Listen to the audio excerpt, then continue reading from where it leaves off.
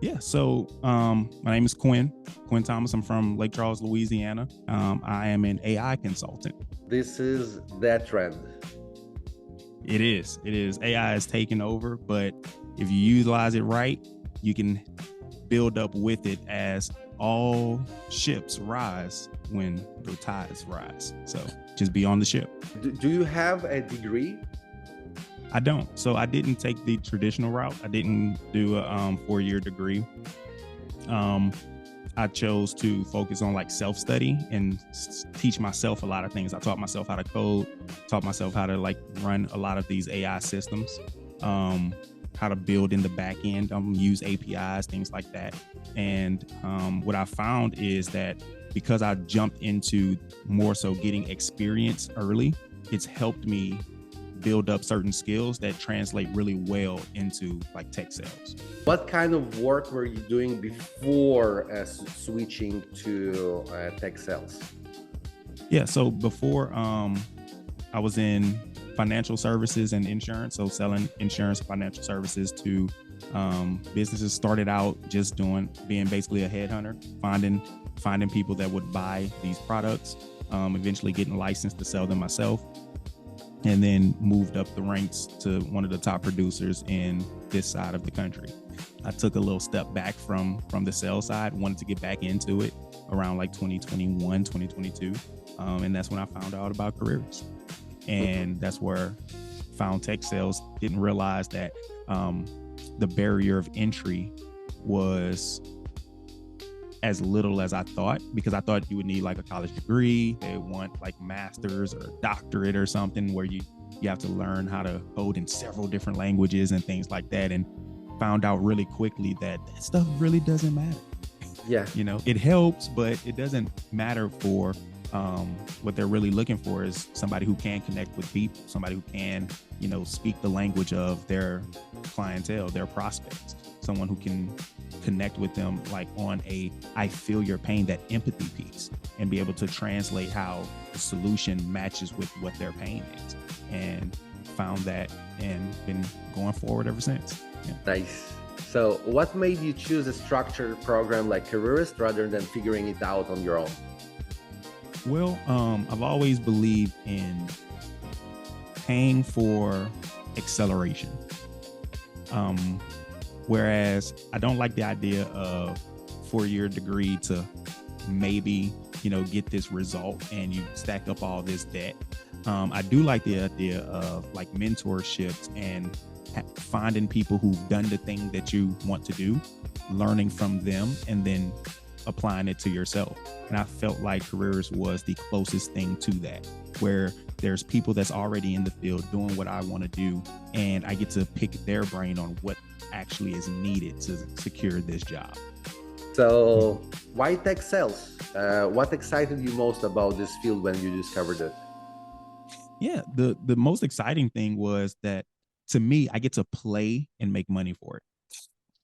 Where like right now I do AI consulting where I'm building large language models, building custom GPTs, connecting them with AI agents, integrating with different tech stacks like Salesforce, HubSpot, things like that. How long was your active job search after completing training? Yeah. So mine was a little different, mostly because I received a job offer about 3 or 4 weeks before I graduated Careerist. Wow. Okay, that's unusual. Right.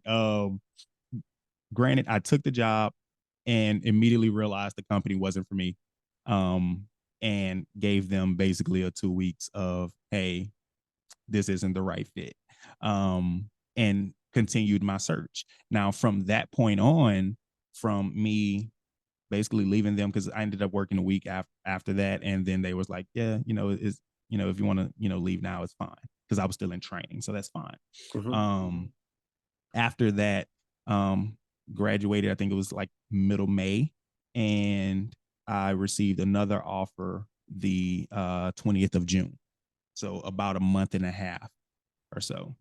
And that when I stayed with that company for a little over, little almost 2 years. And how were the interviews? What helped you to be confident? Well, the mock interviews, that we did during Careerist, so I kind of knew what to expect. They were pretty spot on what they were going to ask. And then during one of the chalk talks, one of the previous graduates came on and he was talking and he was like, during the interview process, you should have them. How did he phrase it? He said, you should make them think that they're already working with you. What you love the most? Learning, for sure. Being able to, because technology is always moving forward. Today, like for example, OpenAI, they announced 4.5 on one of their GPT models, and then 3 months, or not even 3 months, like 2 months later, they said, hey, we're going to scrap 4.5 and we're going to put 4.1, and it's going to be 4.5, but it's much better than 4.5.